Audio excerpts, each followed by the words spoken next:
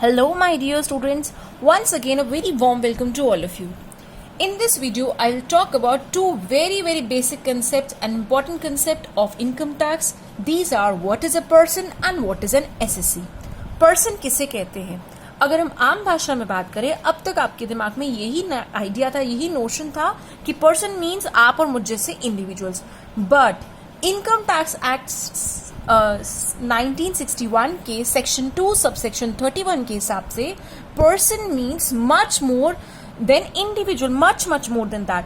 It doesn't include only individual but also include Hindu undivided family, a partnership firm registered under Partnership Act 1932, a LLP registered under LLP Act 2008, a company registered under Companies Act 1956 or Companies Act 2013, an association of persons or body of individuals, a local authority.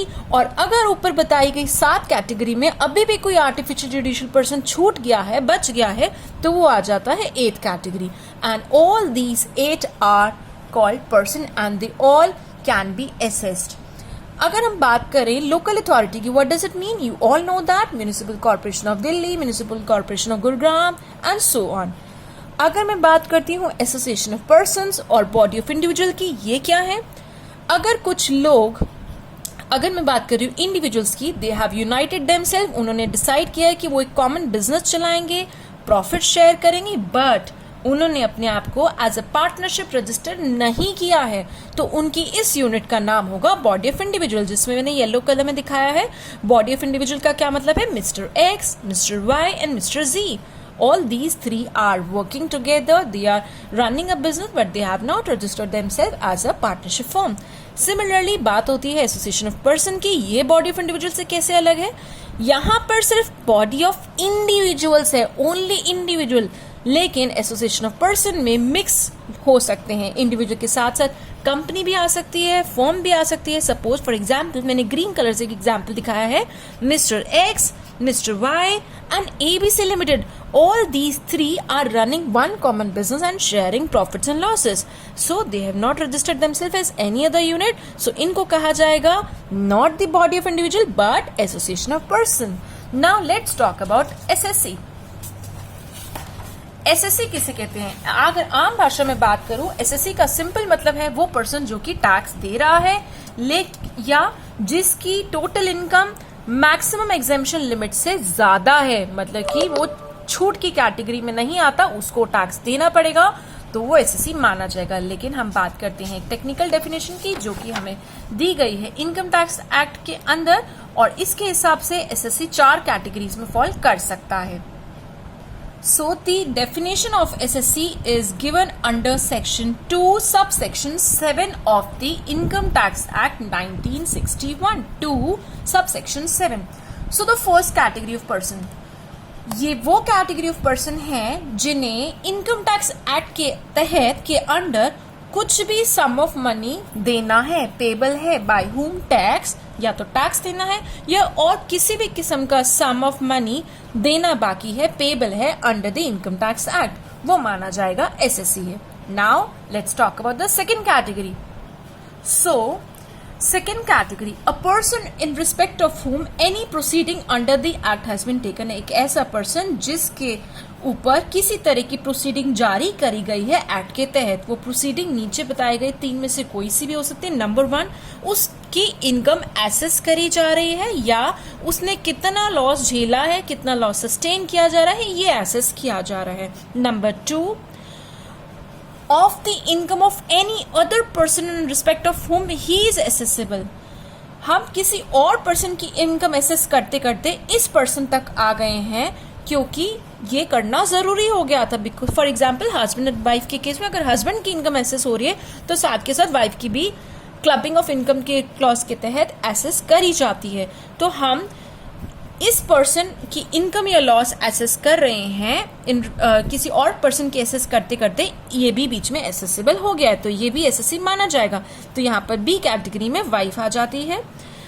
और to determine the amount of refund due to him और to such other person, इस person को कितना refund income tax वालों ने, government ने, income tax officer ने देना है, कितना ड्यू बनता है उसका या किसी दूसरे पर्सन का, सपोज उसकी वाइफ का कितना बनता है, तो ये तीनों ही पर्सन जो है एसएससी माने जाएंगे।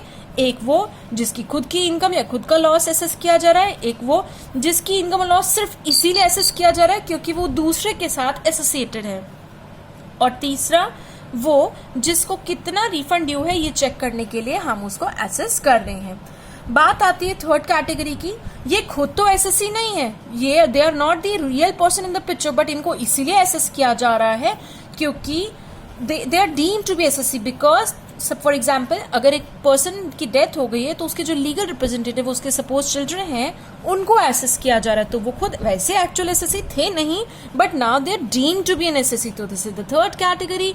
और फोर्थ कैटेगरी क्या है कि a person who is deemed to be an assessee in default. ये तो था deemed to be an assessee and this is deemed to be an assessee in default under any provision of this act, income tax act. This act means income tax act. For example suppose एक bank को FD पर interest देते वक्त TDS काटना था, एक employer को अपने एम्प्लॉय को सैलरी देते वक्त इनकम टैक्स डिडक्ट करना था और वो करना भूल गए, नहीं किया डिडक्ट, तो ऐसे केस में इनको ही ऐसे जबरदस्ती कर लिया जाएगा, तो they are assessee in default. Suppose उन्होंने डिडक्ट तो किया था टीडीएस लेकिन वो सरकार के पास डिपॉजिट कराना भूल गया, after deducting failed to deposit the tax deducted with the government, उन्होंने डिपॉजिट ही नहीं कराया, तो भी they are called assessee in default. They are not actual assessee but उन्होंने कुछ गड़बड़ करी थी जिसकी वजह से अब इनकी असेसमेंट जारी करी जाएगी, शुरू की जाएगी, and they are assessee in default. तो हमने बेसिकली 4 कैटेगरी सीखी है। फर्स्ट वो पर्सन जिसको खुद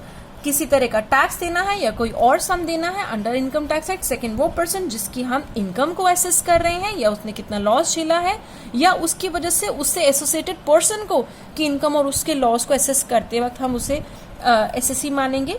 या हम रिफंड ड्यू चेक कर रहे हैं किसी का कि कितना उसको इनकम टैक्स उसको सरकार के पास ज्यादा पहुंच गया बिकॉज उसके एम्प्लॉयर ने ज्यादा काट लिया था, तो उसको रिफंड कितना बनता है वो भी एसएससी माना जाएगा। और एक ऐसा पर्सन जो कि वैसे एक्चुअल एसएससी नहीं है but deemed to be an assessee because वो किसी डिसीज पर्सन का लीगल रिप्रेजेंटेटिव है। और फोर्थ कैटेगरी जो कि खुद एक्चुअल एसएससी नहीं है बट एसएससी इन डिफॉल्ट है कि उसने टीडीएस नहीं काटा, टीडीएस काटा तो जमा नहीं कराया, तो उसकी भी असेसमेंट की जा सकती है, तो वो भी एसएससी बन जाएगा।